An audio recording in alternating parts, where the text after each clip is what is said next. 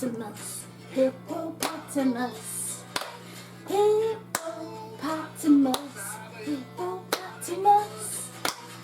That is the Hippopotamus song sung by Oscar Isaac on the Jimmy Fallon Show. If you haven't heard it, go watch right now. It's the best thing ever. But in the meantime, welcome back, fellow Mooninites, to our Marvel Plus live reaction of Moon Knight, titled Mooniplicity. And people, get out the tissues, because we're going into backstory. Time for backstory.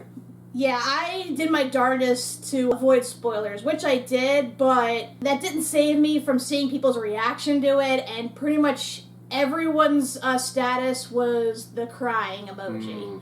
So you know we're about to get into some heavy, tragic backstory shit here. Honestly, I'm bracing myself, because we've been wondering what exactly is Marc/Steven's deal here. I mean, we all know, canonically, he has dissociative personality disorder. But we know also that there's a lot more to that. We know that there's these whole past and backstory that they have. We've been wondering, how did they get to this point exactly? Last episode, we were told that Marc was indeed involved with Layla's father's death. Not directly, but more by association of the person he knew that caused the death. So we know at least that aspect, but as we said, there's definitely more to it. So we're going to find out today in the episode Asylum.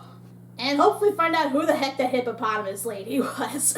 That's been like the biggest meme going around so far. It's just them freaking out at this hippopotamus woman. Well, I thought that it was supposed to be the one god that actually liked Khonshu. I thought it was, but someone said it was different. And I should have read up on it more, but we'll find out anyway soon. But point being, they are right to fear her, because hippopotamuses are one of the most dangerous creatures on this planet.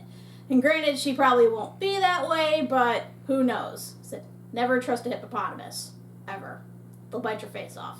But you can look at them. Yes, they are quite cute. Especially Fiona the hippo. So let's get started and see us some hippopotamus, as well as some tragic backstory. And play. Steven! Funny enough, I heard that his body double is his brother in a lot of these scenes, which just makes it all more wholesome. I wonder if he and his brother alternate calling each other Marc and Steven. Who is Hikaru and who is Karu. Yeah. What? Timmy fell down the well? Again? It's all your fault! Oh, God. Marc, I didn't shoot you. Your mind is violently vacillating between sense and nonsense. Picture this, all right? Your brain is a pendulum swinging between a very Stop lecturing, asshole. You are my patient here at Putnam Medical Facility in Chicago, Illinois. You're not really a doctor. Is that why you keep starting imaginary fights in our hospital? You're not a doctor. I feel real. I feel like a real doctor. You're not a doctor. Well, all right. I'm not a real doctor. Okay, well, all right. Retrace your steps. Tell me, how did you come to be here today? How did you get here? That's a deposit. You want to know what you told me? How you got here? You told me that you were in a place that was oddly reminiscent of this office, except that it was in Egypt, right? And that you were with a rhinoceros and hippopotamus. You're right. It was a hippopotamus, and but it talked. Do you think that is sense or nonsense? Depends on your point of view. Nonsense. I find this really encouraging. Honestly, I do. The struggling mind will often build places to seek shelter for different aspects of the self from our most traumatic memories.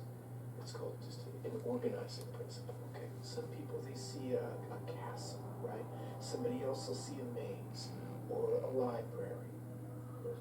Or a mind palace.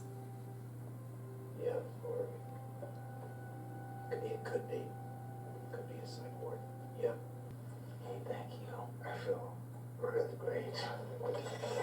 I mean, they was paying a lot of money in this place. You're really good.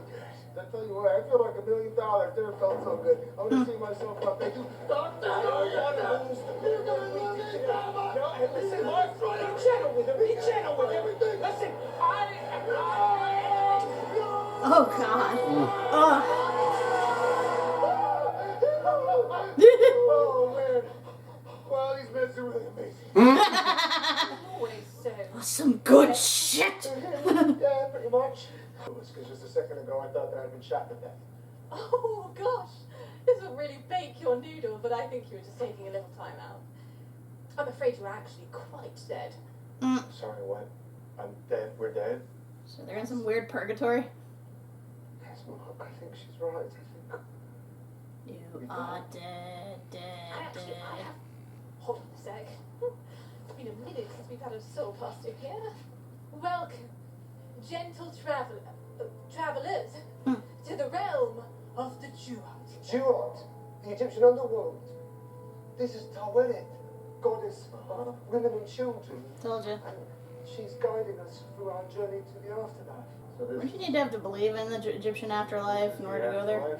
The afterlife? Afterlife, not the afterlife. You'd be surprised how many intersectional planes of untethered consciousness exist. Exactly. Like the ancestral plane. Oh, just gorgeous. Anyway, Oh, is that you where actually have Black cards Panther's for dad went? Wait, because the Duat's true nature is impossible for the human mind to comprehend. Right. You may perceive this realm as something more easily recognizable to you. A psych ward's a first for me, but hey, we can roll with it, right? Why would we imagine this realm to be a psychiatric hospital? Because we're insane. Fair point. We're insane. You're a loony. Talking hippo. Right through these doors, for example. We go through here, there's going to be a bunch of patients, and there's Crawley, probably about to yell, "Big!"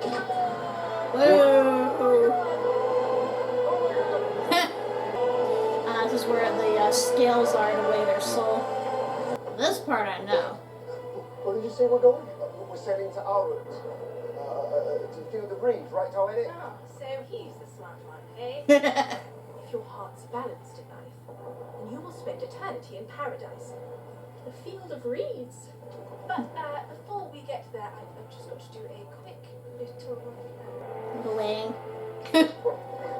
Kalima! Kalima! Oh, goody! It worked! Look! Here's little old me worrying I'd blow your chest wide open. Sorry, what? Would it matter considering they're already dead? She's weighing our hearts on the scales of justice and the feather of truth. See, the ancient Egyptians believed that the heart was the sign of who you really were in life. If the scales balance by the time you end the journey, then a soul is permitted to pass into the field of reeds. What if you don't? Why would you weigh them both? You get thrown overboard. Mm. The dead will drag you down into the Duat, where you will remain forever, frozen in sand. No big one deal. wants souls on my boat. Them's the rules. I think that's where you get eaten by Amit. Kill the hippo, steal the boat. Fellas? Yeah, have fun with that. Why is it doing that? Why is it moving like that? I don't know. I do not. Because you're missing one, aren't you? Where they're so out of balance, it's impossible to tell. They are full. And trust me, I'm a goblet half full kind of gal, but it's like they each feel incomplete. What does that mean? Without balanced scales, Duat will eventually claim your soul. Do you have any other suggestions? Play Legend of This Zelda. boat contains all of her life's memories.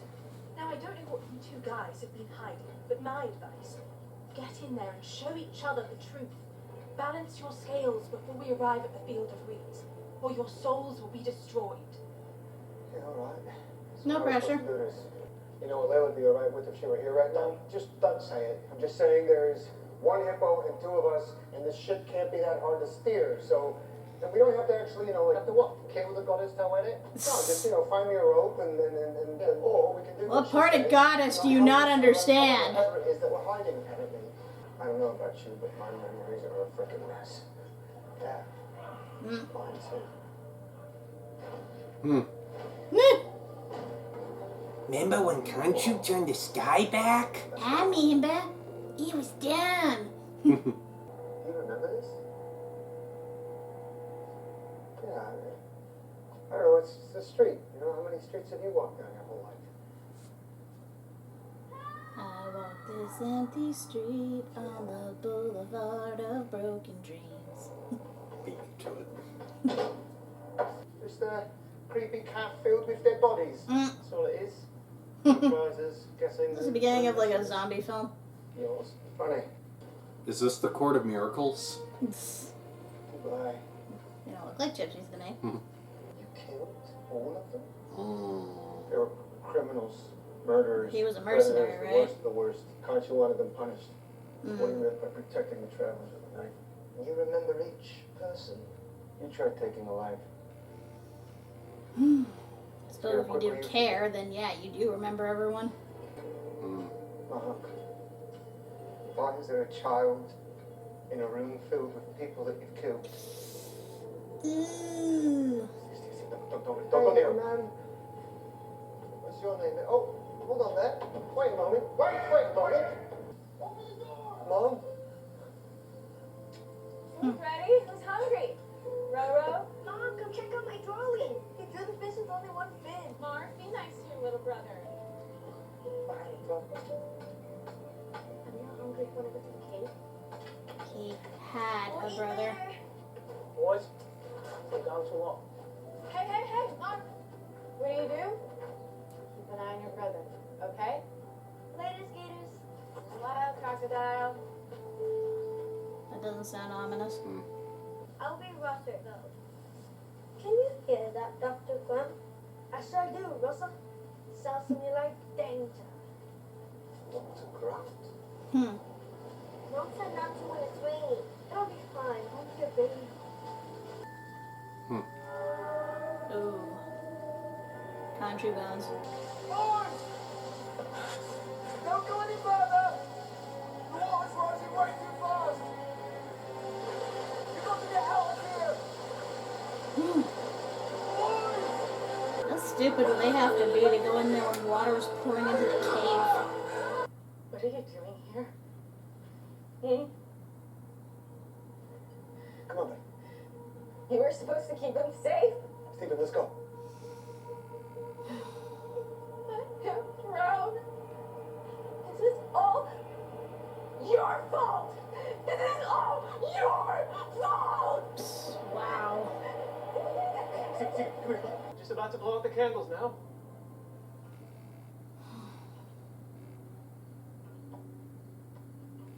She's not coming. You're always jealous of him. Ever since he was born. I should have known something like this.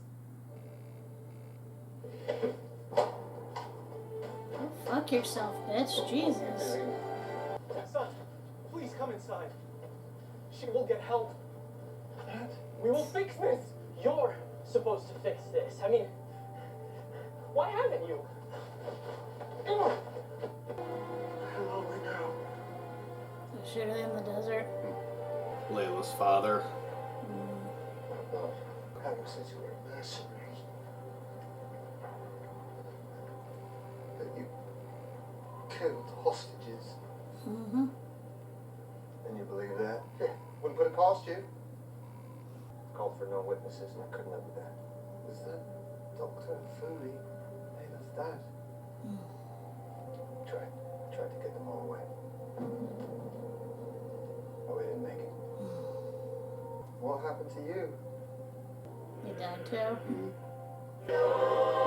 He either died or he was just about to die, if I had to guess. Either way, that's when Khonshu found Yeah. him. Ooh. I am the god Khonshu, in search of a warrior. Oh, good luck with that. To be my hands, my eyes, my vengeance. To be my final word against the evildoers. Do you want death? Or do you want life? The Mm. mind. I feel it. Fractured. Broken. Most fascinating. You are a worthy candidate to serve me during this time. Why? Do you swear to protect the travelers of the night and bring my vengeance to those who would do them harm? Snaky old vulture. He was going to kill you from the start. Pretty much. No, he was taking advantage of you. Then rise. Rise and live again. Chick on a rise. Rise, chick on a rise. As my Moon Knight. Roll credits. 5 episodes in, we finally get the name The dropped. origin. Monkey. Oh, wait, what's going on? Fear is spreading in the upper world. Unbalanced souls are being judged and condemned to sanity for their time. Oh, Yep. This is bad. This is evil. Can you send word to Layla? Please help us free Khonshu. Are you sure you want to be with Khonshu again? Seems like you really want to get away from him. I did. This is our only shot. It's where it's gotta be. Son of a Please tell us. bitch. You have to help us. Please. We don't have to go back through it all again. We can just talk. Let's just talk. Right here. Right now. I'll tell you everything. Okay? I'm just begging you. Don't make us go there again. It's not worth it. If we don't get back and Harrow succeeds and all those people die, if Layla dies, that's on your head. It'll be all your fault. No, you can't. I won't do it. You can't. Wait. You can't. God damn it. Stop. Did you reject me with something? Nose healed up. You watch too many movies, alright? We can't involuntarily sedate patients. Not these days. Huh? I mean, it's absolutely necessary. I call bullshit. Mark, what you've been doing is so difficult. I'm so proud of you. Reliving these kind of traumatic memories can be so painful. They look and feel so real, and you have been at it for hours. Come on, take it. Yeah. I'm so proud of you, Mark. Drop. Now, just stand with me for 1 second, okay? I want you to consider this. Do you think you created Steven to hide from all the awful things you feel you've done in your life? Or do you think Steven created Mark to punish the world for what your mother did to you? Little column A, little column B. Do you know? Who's really in control? There's only one way to know. This is my room. I remember some things, but I don't remember this.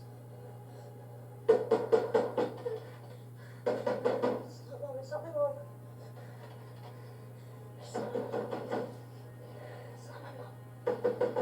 Mark, open this door. Open the door right now. Open this door!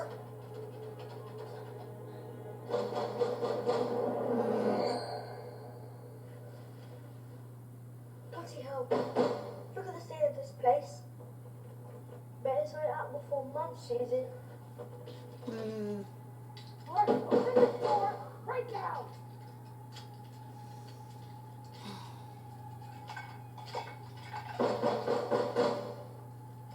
Danger is near. Stephen Grant has no fear. You made me up. Open the door right now! So listen.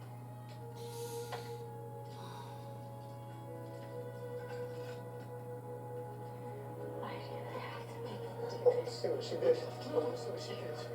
No, you You're don't. not meant to see that. You're not meant to see that. That's the whole point of you. The point of me? The point of me what, to be a stress ball? All this time I thought I was the original. No, I'm just something that you made up.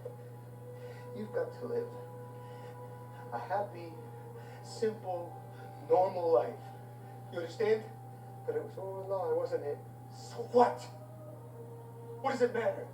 Well, you want to remember the truth? That you had a mother that beat you? that hated you? That made your life a living hell? You're lying, just trying to upset me. But you got to live thinking that she loved you, that she was kind, that she's still alive. Dad called me after all these years. About her shit, I couldn't do it. This is so wrong. Steven, I'm sorry. No, thank you. No. Let me out.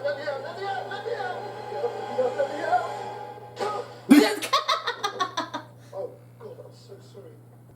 Steven. Hold on a minute. What's this? It's good to see you again. What's this? Is this some kind of test?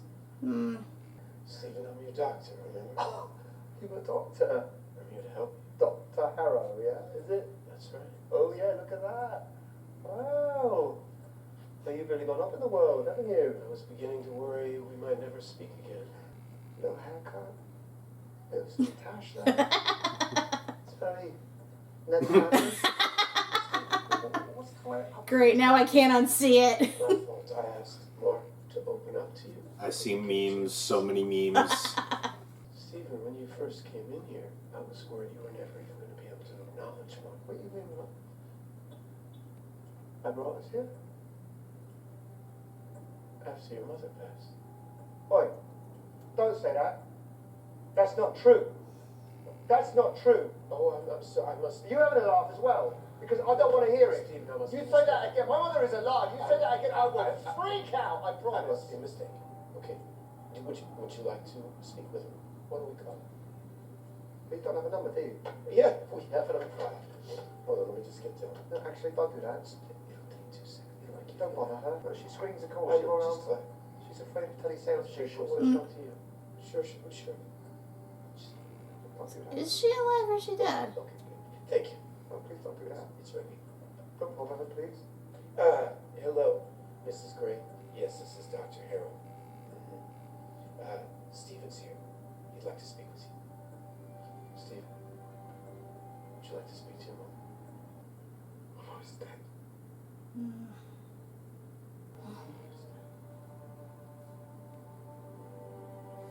Good riddance. Frankly, I'm surprised he made it that far.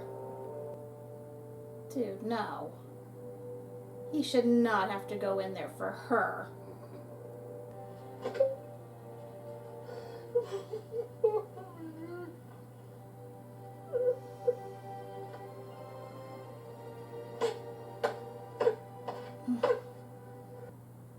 What?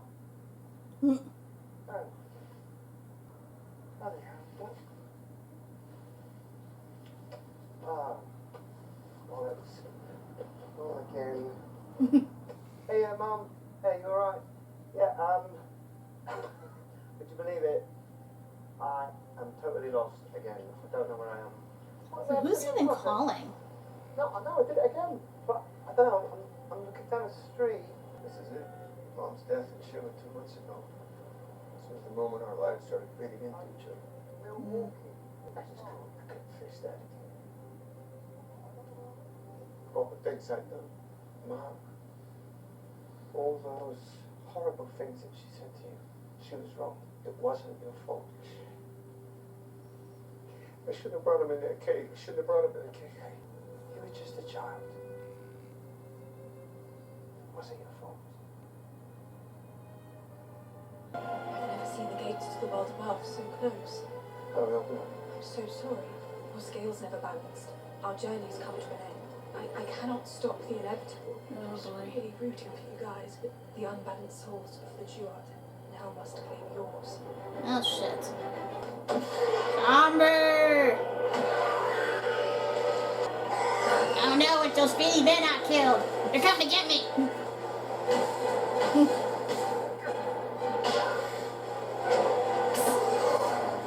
You punch someone made of sand. Oh shit. Ooh. Ow.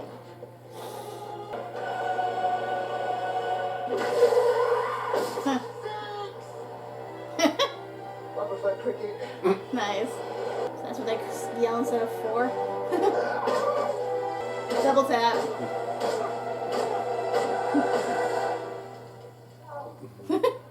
Yeah, Steven. Oh shit.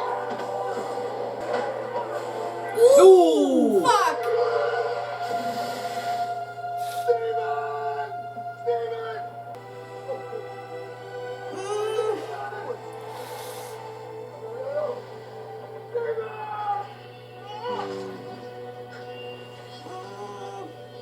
I hate sand.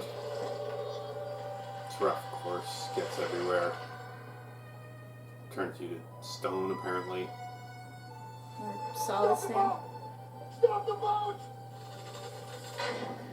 Mm. The scales are balanced. So he needed to get rid of Steven to do that? Isn't this where Thanos went after he used the stones? Oh, the Field of Reeds, okay. So he's in paradise. Well, that was a way to end it! So Steven's dead, and I guess that freed Marc of all of his burden. So now he's in the Egyptian equivalent of heaven? This is some heavy fucking shit, man. Jesus. Also, given that they're portraying him as Jewish, wouldn't he not believe in the afterlife? I would think that too, but then again, we saw he kind of renounced his faith. I mean, I guess because he's now associated with Khonshu, he's part of that afterlife, so... Stairs! My arch enemy. Really hoping for like a after credit thing with this one. Whoo! Damn! Shit, no wonder Marc's mind's fucked up. He had to go through all that bullshit. Holy hell. Ugh. So it's official, yeah, they're the same person. And Steven was basically made up by Marc in order to cope with the fact that his mother hated him. Which makes sense. That's an understatement of just simply hating him. Oh my god, she's such a bitch! So first off, she has blatant favoritism, definitely favored his younger brother, basically put him in charge of him, which, come on.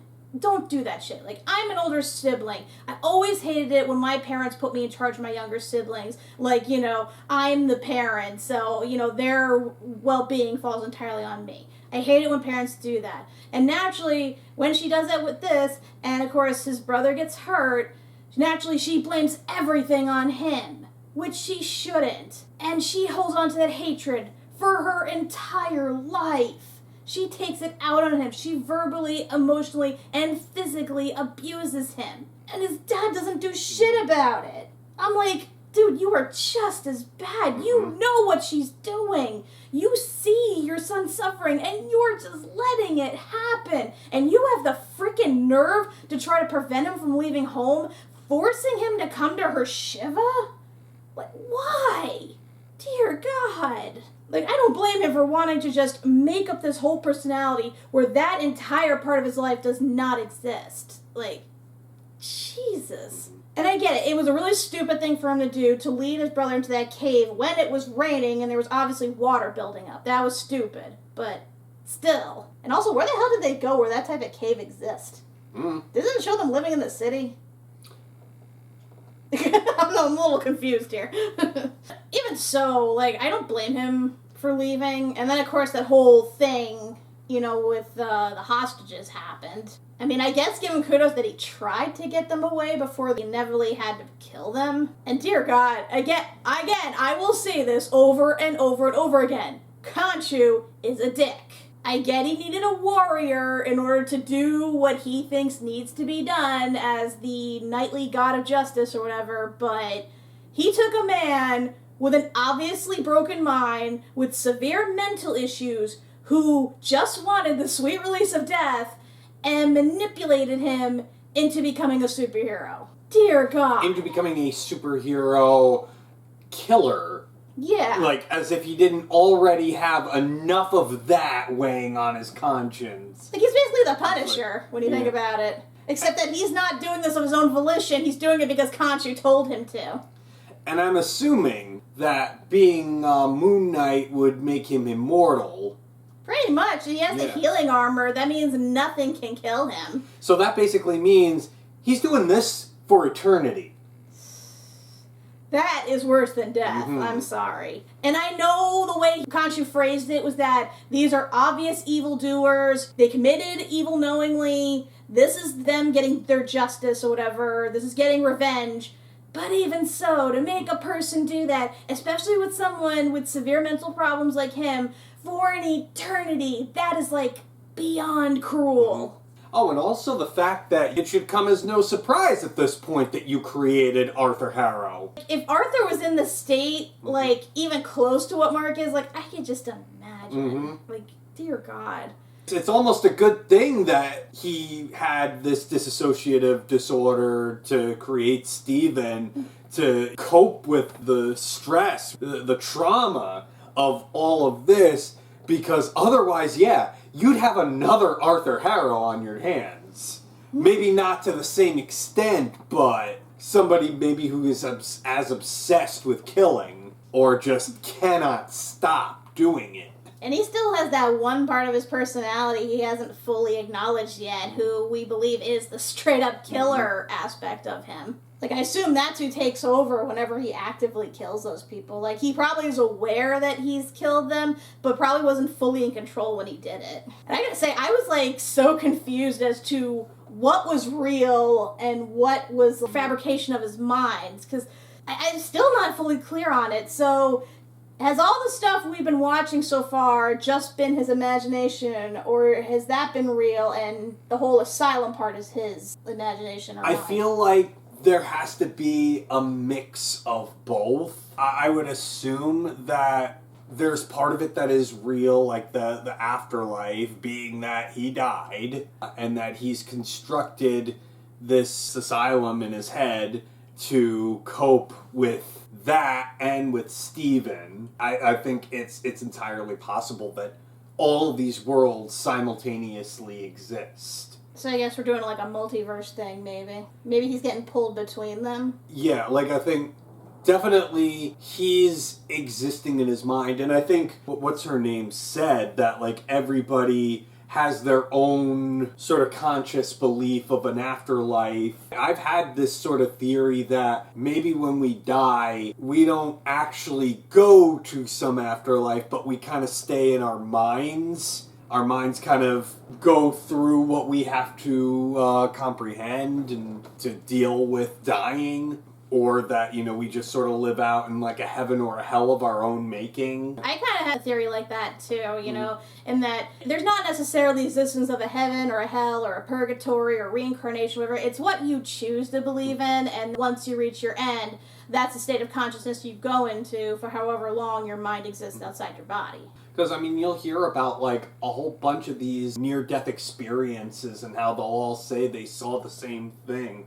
So, yeah, who's to say that it doesn't just exist in your head, in everybody's head, of some similar thing? In his case, though, Mark's case, Jesus. Like, she's like, a sane asylum, that's a first. But, it's appropriate given what he's gone through. I'm just wondering, though, because assuming that the asylum is the real part, like, what would have happened to have landed him there, assuming that all the other events of his life up to that point were true. I guess maybe he was caught murdering someone, and then that's when they stuck him in a loony bin. Dear God, I feel so bad for him, and poor Steven having to learn all this. I know he's basically like the avatar for the audience in that, we're learning this as he is, but doesn't see him hurting so much, especially when he realized that his mom was actually dead. But again, it begs the question, who was he talking to this whole time? Was he just calling a number and just leaving voicemails? That's the way it seemed. I know he said he believed his mom was screening the calls, but you think that at some point, somebody would have talked back to him. So I was a little confused on all that, unless he did some, mental gymnastics to make himself think he was talking to someone. And they said that her death only happened, 2 months prior to this. Yeah, and I guess that's when They probably haven't, changed her number or anything like that at this point. Yeah, I guess that's when Steven really started to notice that he was winding up in these places with no memory of being there. That's when they started to become more separate and self-aware of each other. And I'm trying to figure out, though, because I know the scales somehow depend on both of them, even though they're the same person. So how does, the loss of Steven equate balance, then? Especially if we know there's another personality in him. I think part of it is that he had to accept Steven. I feel like he's kind of been pushing Steven away and pushing Steven away and pushing Steven away, and then this is kind of this gradual acceptance of Steven. So I think that's what's probably throwing the balance out of whack. Maybe, but you notice that it gets more steady the more Steven becomes aware of what Marc's life was actually like. And with every new revelation, it got steadier and steadier. It's only when Steven was actually gone that it stopped. Like I said, I think that it ultimately comes to the fact that he accepted Steven. That they accepted the two of themselves. I guess it was more just like Steven coming to terms with what his life was actually like, and I guess Marc coming to terms that he has to deal with this without Steven. That sucks that he's gone now, because I like Steven. And I know there's technically the same person and whatnot, but Steven was just so innocent. And I know he couldn't stay that way for long, but still. Well, as we know, permadeath does not exist within the comics. Within the Marvel Universe. Within the Marvel Universe, within the DC Universe, within any. It's like, death is just like a temporary thing. It's a mild inconvenience. Yep. It can be undone like that. Because, I mean, the question now is, how does he get out of heaven, basically? The Hippo Goddess said that she couldn't just send them straight back to their body because, you know, it has a bullet in it and it fell in the water, so he's probably like 3 ways dead at that point. So I guess the only way to bring him back at this point is if she somehow gets that message to Layla and frees Khonshu. Or another god, maybe.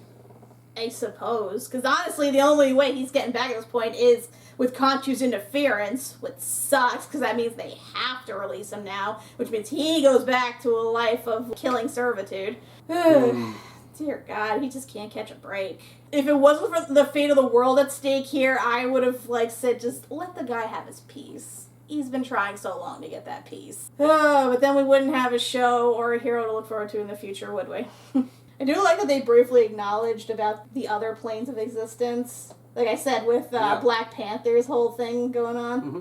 So that means theoretically they're aware of Thor and all the Norse gods then? Or again, it's like a state of mind because, I mean, let's face it, T'Challa and Killmonger both go to that plane in their mind, basically. We don't... Right. They exist physically in the real world. So, I mean, like I said, it could just be a state of mind. True. I have to say, I love the contradictions in basically the Marvel Universe in total. One of my favorite memes, they show Tony Stark, Iron Man, has met a god, but is an atheist. And then it's just Captain America who's like, has met a god, is a Christian. And then you have Hulk who's like, has met 2 gods, beat them both up. But again, it proves the point because at one point I remember Captain America saying, there's only one God. And I know because that's based on his Christian faith. And I'm like, so we have a world where Norse gods are canon, Egyptians gods are canon, the whole Black Panther, plane of existence thing is canon. And then we still have Christianity and atheism. That's why I'm an agnostic. It's like, anything is possible. I mean, in the MCU, definitely. Yeah. Deist, by the way. Oh, man. So much to unload with this. Dear God.